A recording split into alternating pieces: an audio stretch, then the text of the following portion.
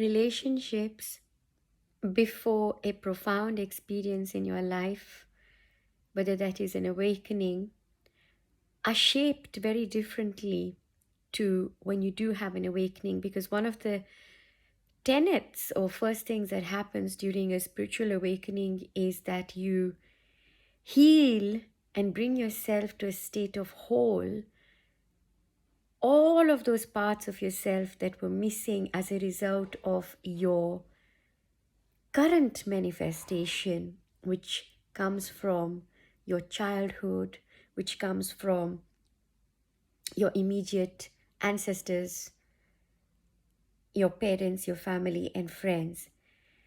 And one of the first things that happens as you empower yourself and you get richer in your own experience of yourself, you will find that you're becoming less needy, you're becoming less attached to how you're perceived. You're walking in your light, you're talking in your talk, so that you're talking from a place of owning your own story of your life as opposed to living a life carved out for you from ideals that are not even yours, because you've gotten to a stage where you're now in your self with a capital S. Being in this place, when relationships are rattled, the dynamics are challenged. So, what happens is that whatever need that you were fulfilling in the others or in those that you are related to will suddenly no longer be fulfilled by you, because you would have stepped away. So, just as something was filling your pot of needs, you were filling the pot of needs of another. Now, when your pot is now full, because you're the only need that you are filling and you're full, and you're no longer then being needed, so that you become redundant in the eyes of others. And so they'll either push you away or they'll try to manipulate you back in. So they'll try to reel you back in. So if these were places of work, employers, maybe you might experience a pay cut.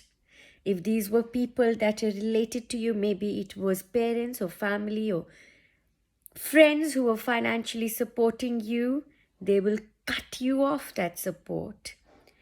If there were people that always called you to ask you how you were, they will suddenly stop doing that.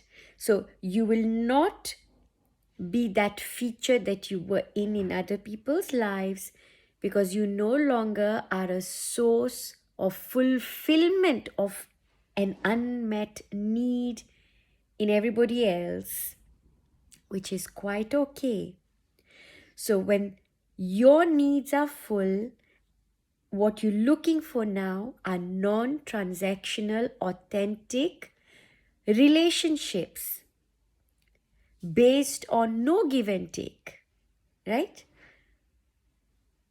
It's a mutual exchange of energies where there's no need. There is simply an overflow of what's in the other, which is an overflow of you. So when there's an overflow of neediness, that's also what comes to us. That someone else that needs their needs to be filled, and that moves away.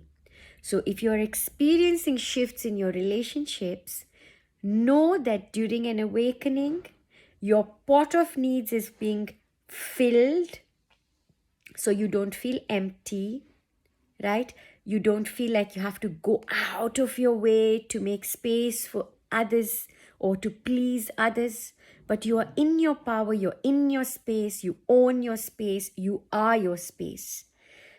In this, yes, you will experience changes in dynamics, but it is now for you to remain in your space and to recognize that you're simply being manipulated or derailed, but remain in your space.